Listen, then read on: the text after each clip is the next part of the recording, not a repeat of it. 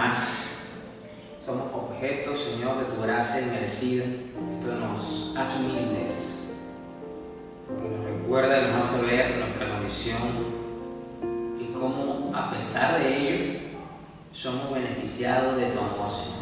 Somos objetos de tu amor, de tu misericordia. Gracias, Señor, por el privilegio que ahora tenemos debido a eso.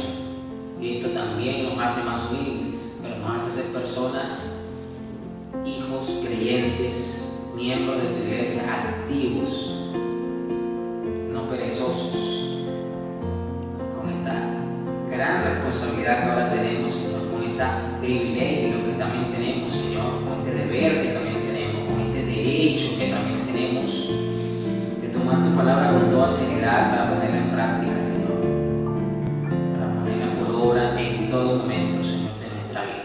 Gracias, Señor, porque somos edificados para la gloria y honra de tu nombre, Padre. Amén. Estamos mirando una serie que yo sé que puede sonar un poco controversial y más por el tipo de nombre que le puse, pero no deja de ser importante hablar, como ya yo he dicho reiteradas veces y lo seguiré diciendo, lo que la Biblia habla, cómo la Biblia lo habla. Y en eso la iglesia tiene que tener responsabilidad total, tanto aquellos que la predican como aquellos que la reciben. Y hoy vamos a ver otro perfil que es tóxico. Es un perfil tóxico que a veces se aborda este tema con un poquito de liviandad, o como que se busca minimizar y no se le da tanta importancia, pero no se trata de minimizar lo que la Biblia no minimiza. Lo acabo de decir y lo repito, se trata de hablar las cosas bajo la categoría que la Biblia lo habla. Y esto es muy importante, esta serie, porque tenemos que, si bien es cierto, Dios nos llama a la generosidad, si bien es cierto que Dios nos llama a la bondad, si bien es cierto que Dios nos llama a la ayuda al prójimo, también es cierto que debido a esto muchos se sienten frustrados, muchos se sienten usados, muchos se sienten cansados o desgastados física o espiritualmente hablando. Y eso porque si bien es cierto que Dios nos ha llamado a la bondad, nos ha llamado a la misericordia, nos ha llamado a la generosidad, esto no es un cheque en blanco. Esto no es a diestra y siniestra. Esto es bajo un criterio de madurez, bajo un criterio donde tiene que haber discernimiento, para precisamente esto no traiga un desbalance en nuestra vida y algo que debe de ser de bendición, no solamente para el que es beneficiado, sino también para que el que da, porque la misma Biblia también nos enseña que es mejor dar que recibir,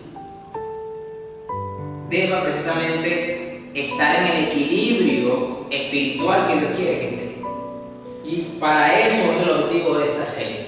Ya hemos venido de dos perfiles tóxicos anteriores. Venimos del terco, la semana pasada vimos el manipulador, y hoy vamos a ver otro que también está muy bien definido, está muy bien señalado por la Biblia. No deja de ser menos que los otros dos.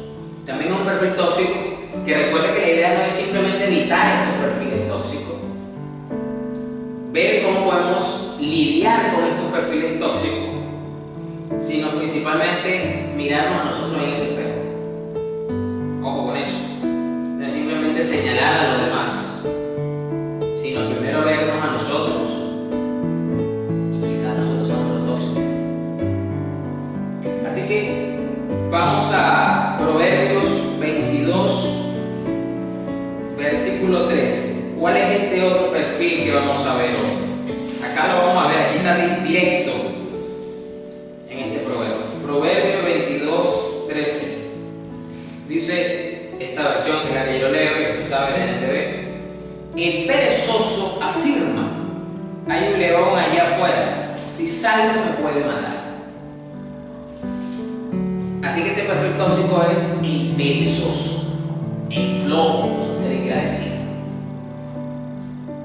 Y usted se va a dar cuenta de las características, la dimensión, cómo Dios ve, cómo Dios define lo que es un perezoso. No es simplemente aquel típico caso de una persona que está todo el día en su casa echada en la cama y que quiere que le hagan todo y que todo le llegue a la mano. Esa es la más tradicional y la más coloquial actualmente, pero no es necesariamente esa la definición limitada y corta de lo que es la pereza. Pero es interesante que el perezoso afirma: hay un león allá afuera, si salgo me puede matar. Al perezoso le encanta la excusa para justificarse, para tapar su pereza y su inacción voluntaria. Escuche bien esto que estoy diciendo. Su inacción voluntaria. El que es perezoso lo es porque quiere, es decir, porque evita la acción, aún sabiendo que puede y debe hacerla. Ojo con eso. Entonces, aquí ya empezamos a ver que la Biblia no trata la pereza, y esto lo vamos a ir mirando a lo largo de este mensaje, o al flojo. No trata la pereza como un rasgo de personalidad. No. Tipo, es que yo soy así, es que yo nací así. No. Sino como una falla, como un pecado moral y espiritual. Es decir, esto como no forma parte de la naturaleza del individuo, de la persona, no está dentro del diseño que Dios estableció para el ser humano, forma parte entonces de algo que afecta su carácter. ¿Ok? Y esto es pecaminoso. La pereza es pecado, lo tengo que decir así. Gústele, incomódese, lo siento, pero así lo plantea la Escritura. La pereza no es simplemente, ay, es que estoy cansado. No confunda cansancio con pereza, son dos cosas muy distintas. Dios al cansancio le manda provisión, al perezoso no. Mire el caso de Elías.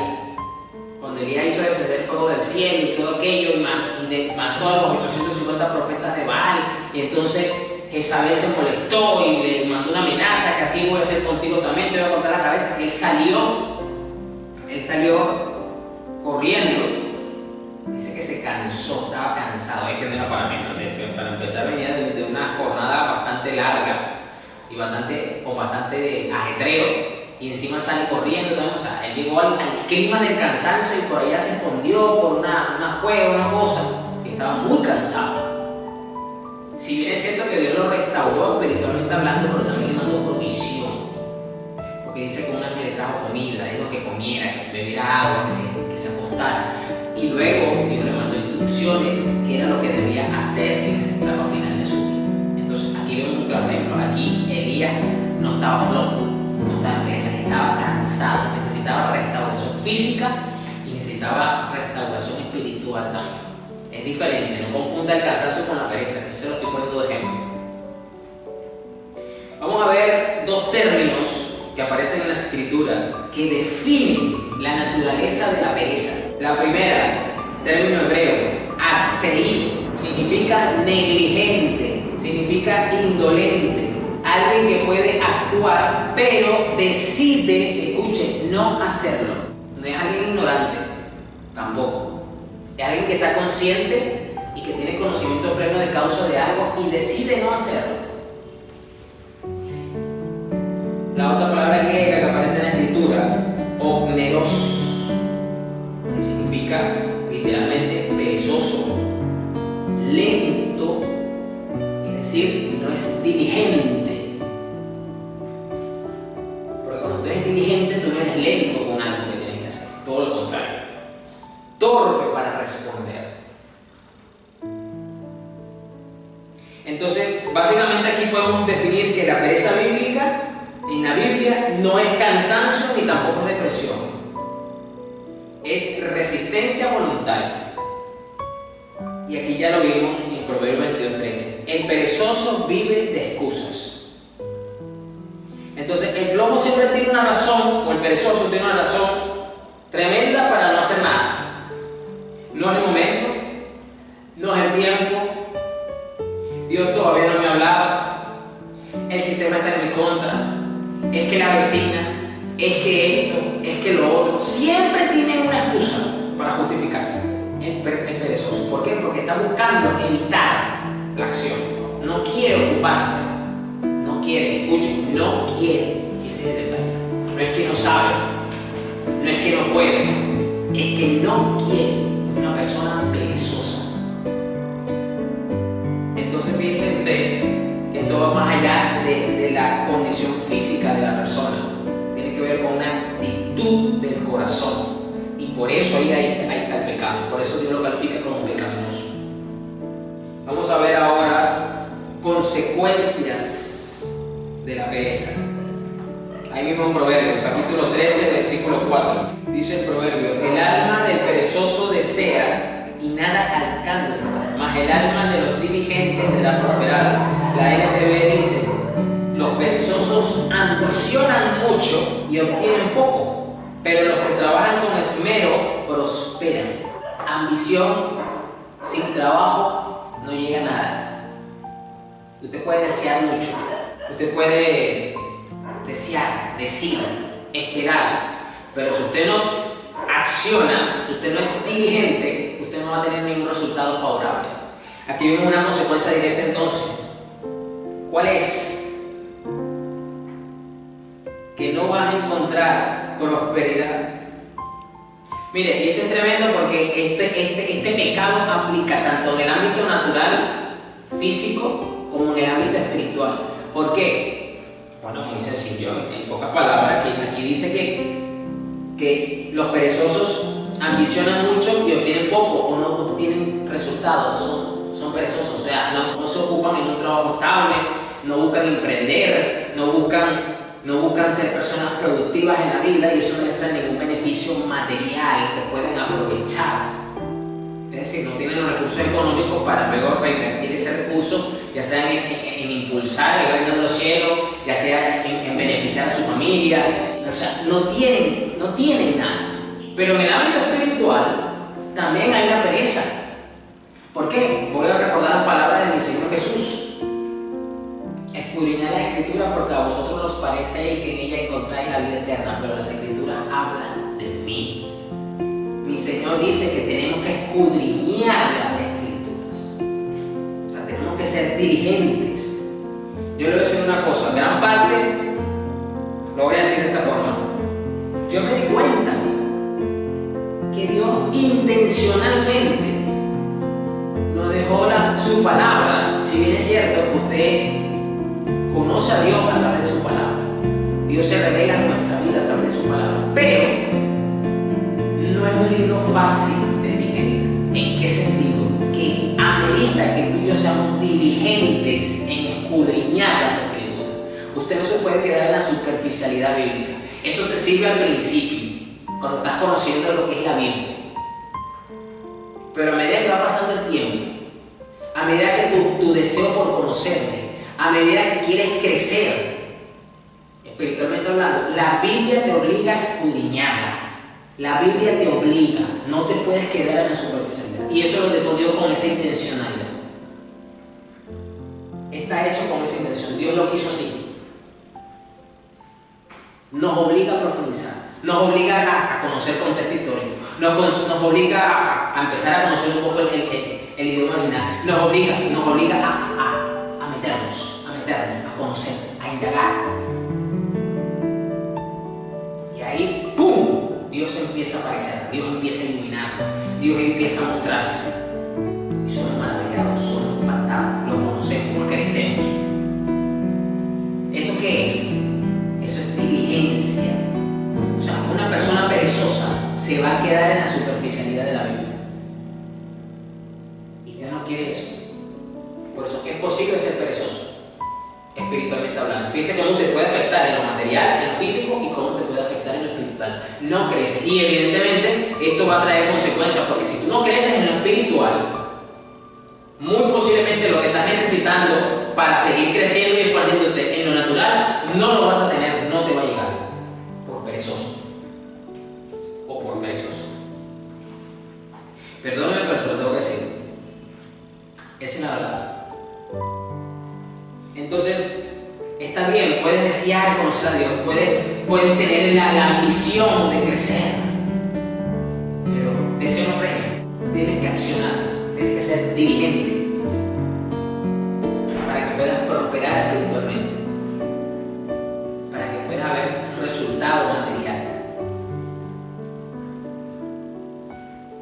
Entonces, Dios prospera ¿qué? La diligencia, no la intención. La intención no te lleva a ningún lado. Tú necesitas es la diligencia. Claro que sí. Eso es fundamental. Seguimos en Proverbios, capítulo 6, verso 10. Dice acá: un poco de sueño, un poco de dormitar y vendrá tu pobreza como caminante. Dice la NTV: un rato más de sueño, una breve siesta, un pequeño descanso cruzado de brazos. Versículo 11: entonces la pobreza te asaltará como un bandido, la escasez te atacará como un ladrón armado. Consecuencia directa entonces de la pereza, la ruina, la pobreza. Va a ocurrir lo contrario, no vas a prosperar, vas a tener ruina, escasez espiritual, no vas a ser un cristiano maduro, no vas a ser un cristiano profundo, no vas a ser un cristiano que realmente las personas se puedan identificar cuando vienen a ti, no vas a ser instrumento de bendición ni para tu familia, ni para tu entorno, ni para tu iglesia, ni vas a ser un pobre instrumento en las manos de Dios, en el buen sentido de la palabra, pero lo tengo que decir. Y en lo material, una persona perezosa no va a poder sacar su familia adelante, no va a poder traer una bendición a su familia, no le va a poder traer bienestar a su familia. No puede, no tiene cómo. No tiene manera. Ojo, y aquí está muy claro, la ruina no llega, la pobreza material, la ruina espiritual no llega de la noche a la mañana. Esto es algo progresivo, esto es una acumulación de factores que traducen esto en un resultado luego hasta que se manifiesta. Y Dios no quiere eso para sus hijos, Dios no quiere eso para su iglesia. Dios no quiere eso ni para ti ni para mí. Pero esto no es culpa del diablo. El diablo aquí se queda tranquilito mirando cómo nos autodestruimos en cámara lenta. Porque esto no es culpa del diablo, esto es culpa tuya y mía. Hay muchas cosas en nuestra vida que suceden que son consecuencias directas de nuestras acciones o inacciones, de nuestra diligencia o de nuestra pereza. Ahí no tiene nada que ver el diablo, ni tampoco muchas veces está Dios metido en el asunto tampoco. Y aquí tengo que ser claro, porque si la misma Biblia me dice que hay un principio y me dice que si yo soy una persona diligente, yo voy a tener un resultado positivo, tanto espiritual como físico. Y también voy a tener entonces un resultado negativo si soy perezoso, tanto espiritual como en lo físico. Esto es una consecuencia directa mía. Esto es un resultado en base a lo que yo permito. Esto es tremendo. Dice un rato más. Por eso que la pereza, el perezoso se autodestruye lentamente. Y en cámara lenta, que es lo peor del caso. El problema es que como está en cámara lenta no lo siente hasta que ve el resultado. Hasta que ve en su momento su condición. Dice, wow, ¿qué pasó aquí? ¿Por qué estoy acá? ¿Por qué estoy padeciendo esto? ¿Por qué estoy en esta condición? ¿Culpa del diablo? ¿Malo del diablo? No, que no tiene nada que ver en eso. El diablo estaba contemplando de la distancia como tú mismo te autodestruyes, cómo le facilitabas el trabajo. Porque si se supone que busca la destrucción de nuestra alma, nosotros se la estamos facilitando. Estamos colaborando con el diablo en nuestra propia destrucción. Moléstese si usted quiere, no esté de acuerdo, pero es la verdad. Aquí en la misma Biblia nos lo dice. Bueno, ahora imagínense este cuadro. Una persona perezosa y encima necia o terca. Uff, qué cóctel más tóxico. Eso es cóctel venenoso, pero a niveles inimaginables. Eso es como que usted agarre un frasco, un envase, un vaso y mezcle el veneno de la cobra con el veneno de la mamba. Imagínense, una cosa pero súper tóxica. Peligrosísimo. Vamos a Proverbios 26, 16. Proverbios 26, 16. Dice, el perezoso es más sabio en su propia opinión que 7 que sepan aconsejar.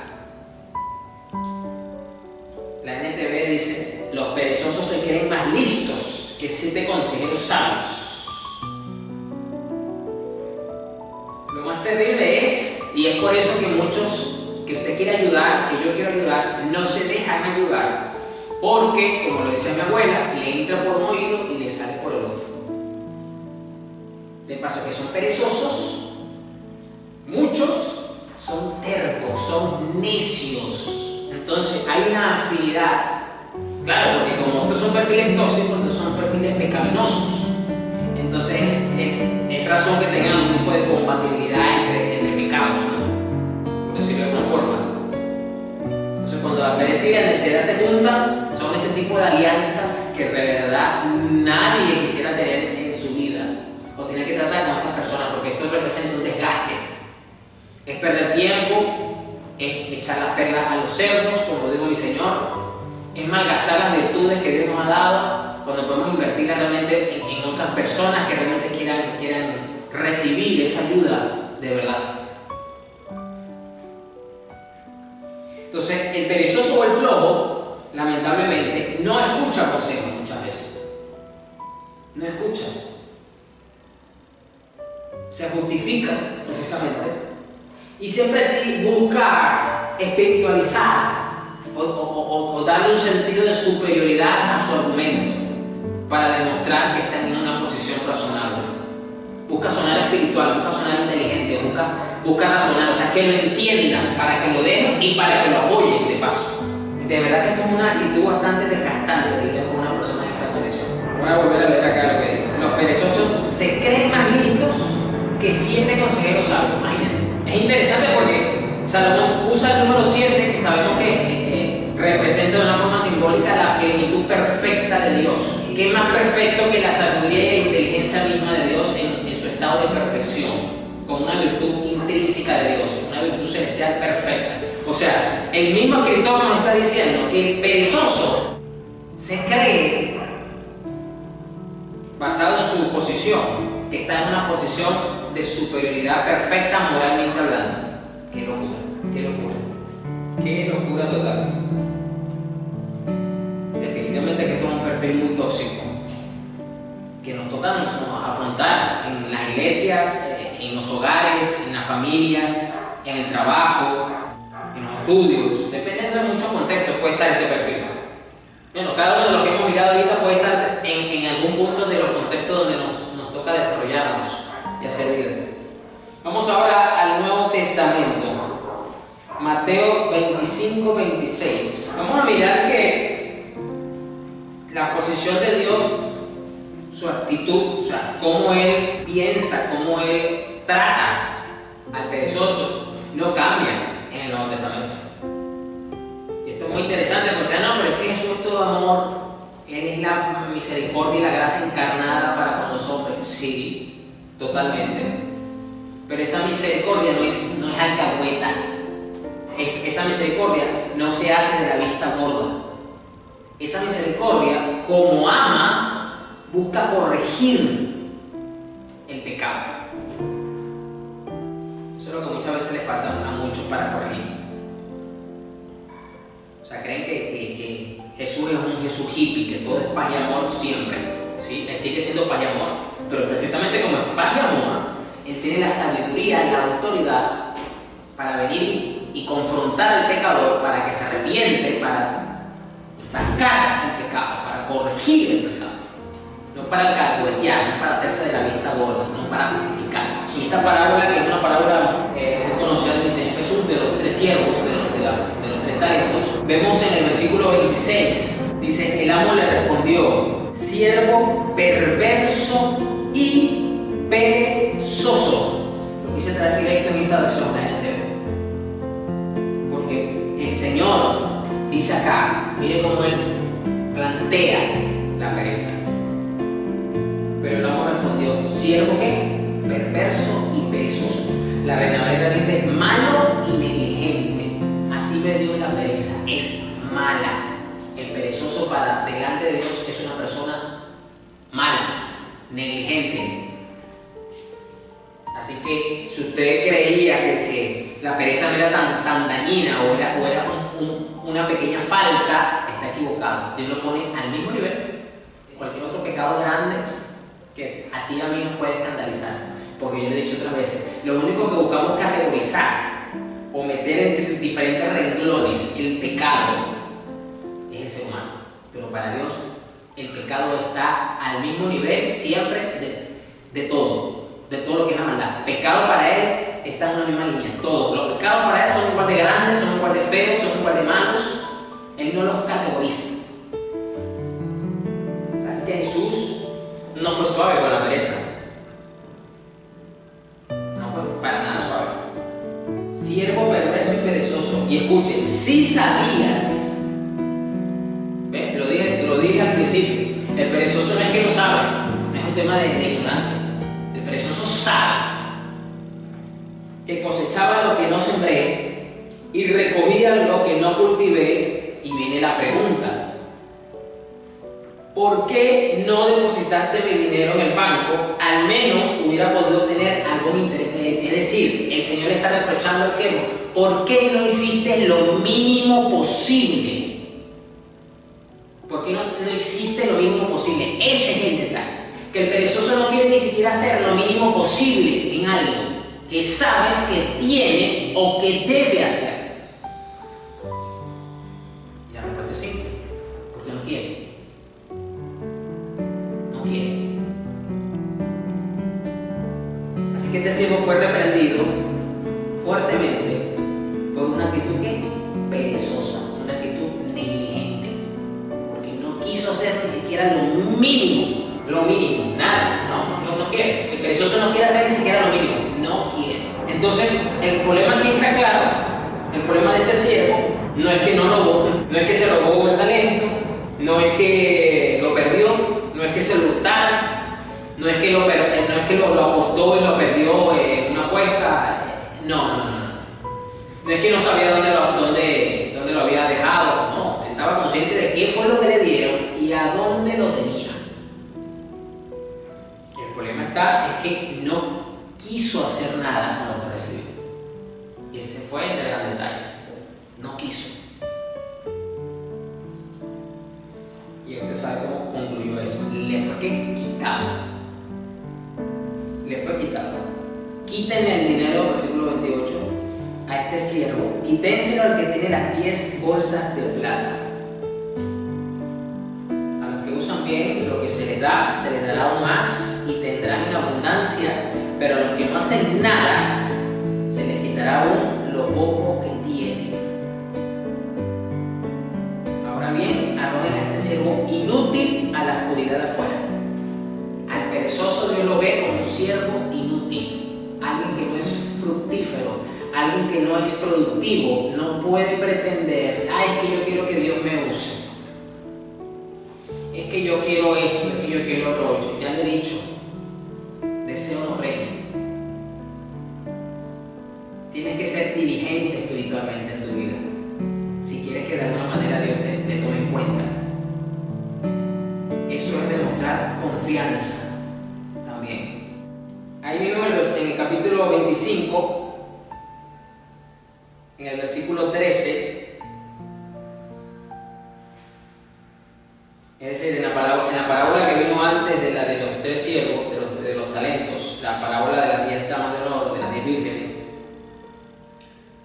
el versículo final con la que cierra esa parábola, el Señor dice: así que ustedes también deben estar alerta, porque no saben el día ni la hora de mi regreso.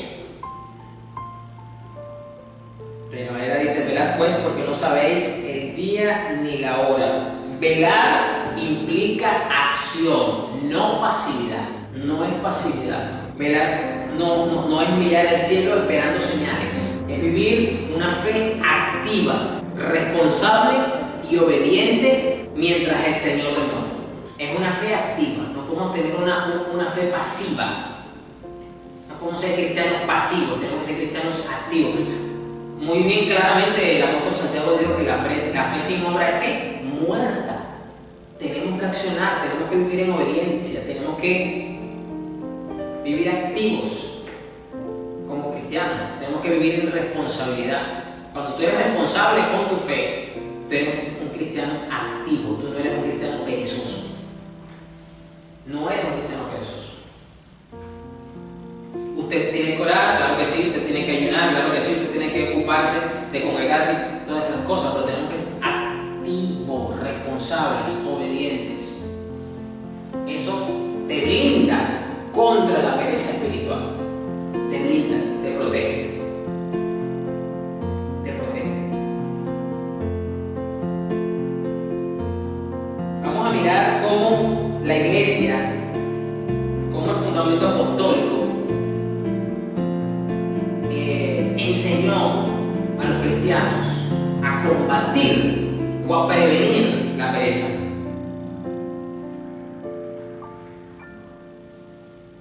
Segunda de Tesalonicenses, capítulo 3.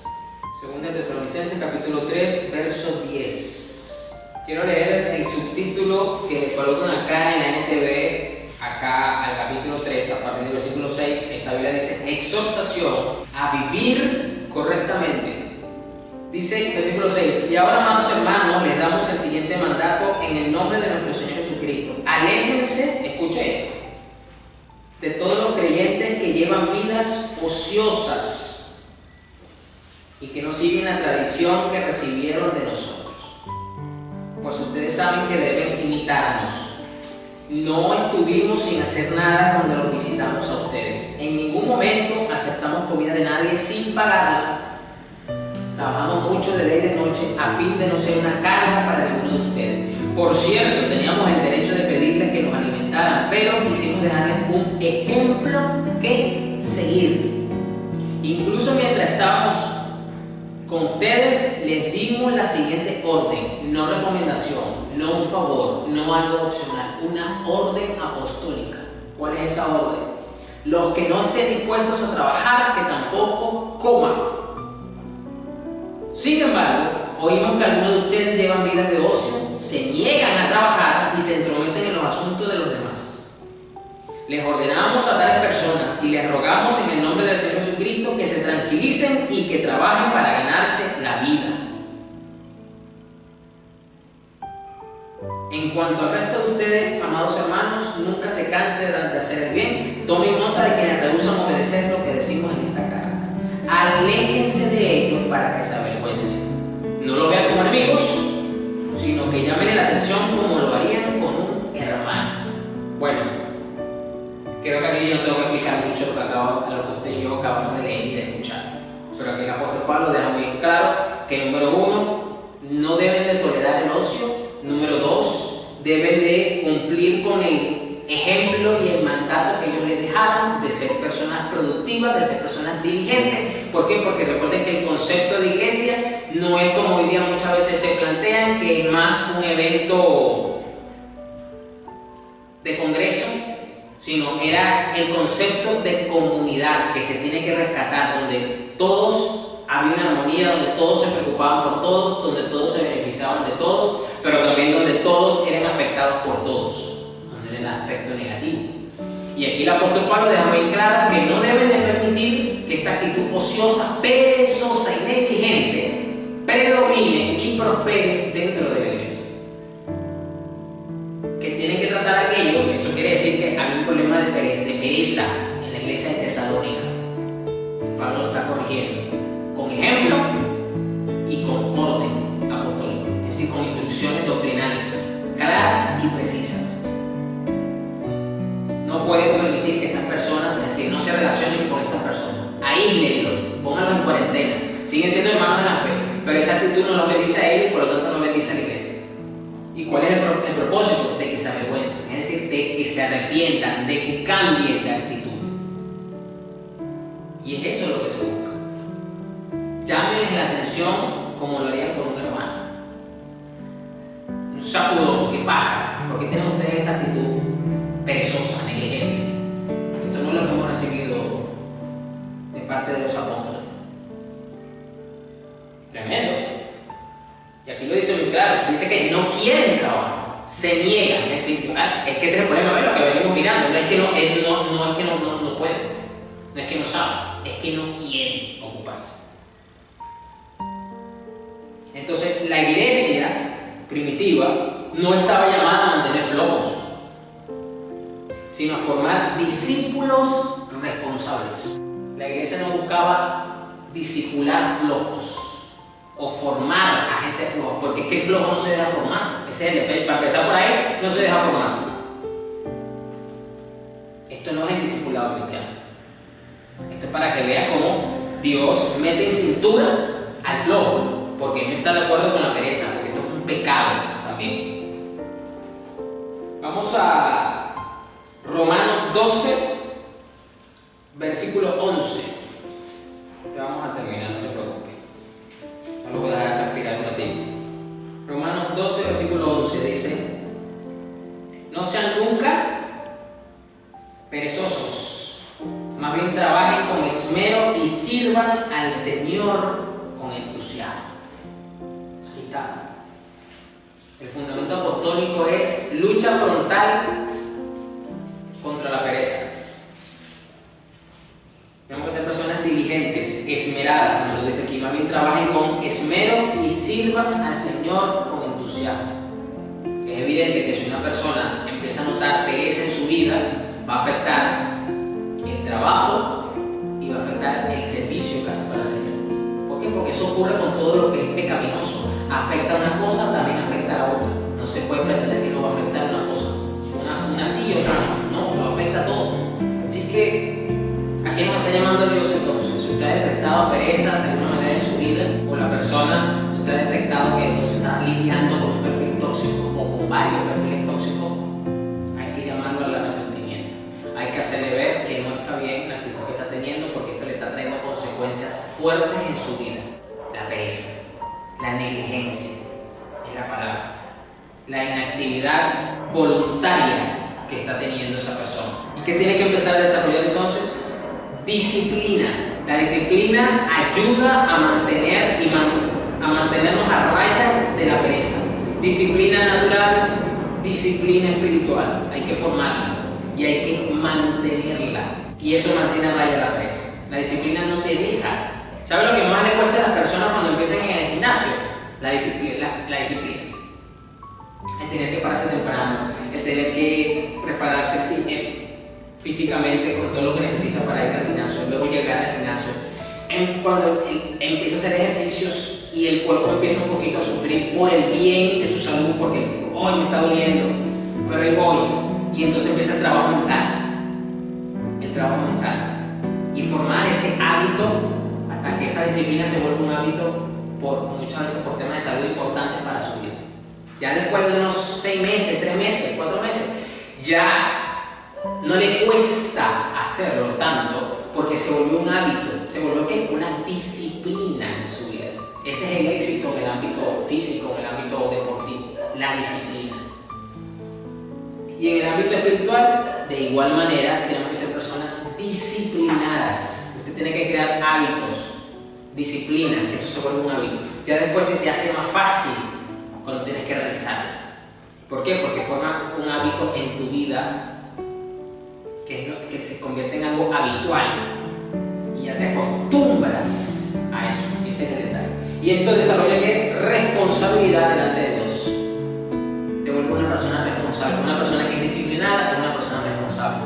Y si una persona disciplinada y responsable se convierte automáticamente en una persona en la que Dios puede confiar, en un siervo útil para el reino de Dios, para el Señor Jesús, para el Evangelio, para su iglesia local, para sus hermanos en la fe. Una persona perezosa así no es de bendición, pero cuando empieza a cambiar y toma estos atributos, ya la cosa cambia. Cambia totalmente. Así que Dios busca gente que diligente y responsable con lo que se le confió. Busca, entonces, en pocas palabras, busca un término muy bíblico que usar. Busca siervos fieles. Un siervo fiel no es perezoso. Eso es lo que Dios está buscando. Dios no está buscando siervos perfectos. Dios no está buscando nota. Está buscando es fidelidad. Eso es lo que Dios está buscando. Eso es lo que Dios está buscando. Así que vamos quizás usted ha identificado algún tipo de pereza en su vida, usted se dio cuenta que está lidiando con personas con perfiles tóxicos, con un perfil tóxico de pereza o de flojera. Hay un desgaste en tu vida, tienes que lidiar con esto. Quizás no lo puedas evitar, posiblemente tengas que mantener algún tipo de relación con estas personas, pero ya tienes el panorama más claro, tienes las herramientas a la mano para lidiar con este perfil. Amén. Bueno, Señor, gracias por tu palabra. Primeramente, Señor, si hemos sido redarguidos, si hemos sido por tu Espíritu Santo convencidos de que hemos tenido algún tipo de pereza espiritual en nuestra vida, llévanos a la verdad, Señor, con tu misericordia, pero con tu disciplina, que es la muestra de que somos tus hijos. Te preocupas por el bienestar de nuestra vida. Eso es amor. Padre, que seamos ministros responsables, dirigentes fieles, que tu iglesia sea una iglesia fiel, que no sea una iglesia perezosa. Ayuda, Señor, a los ministros a lidiar con un pueblo perezoso. Ayuda, Señor, a tu iglesia a lidiar y a luchar contra la pereza, para que sean personas productivas espiritualmente, para que crezcan, para que maduren, para que sean también productivos y puedan ver una consecuencia positiva físicamente, Señor, para que sean de provecho.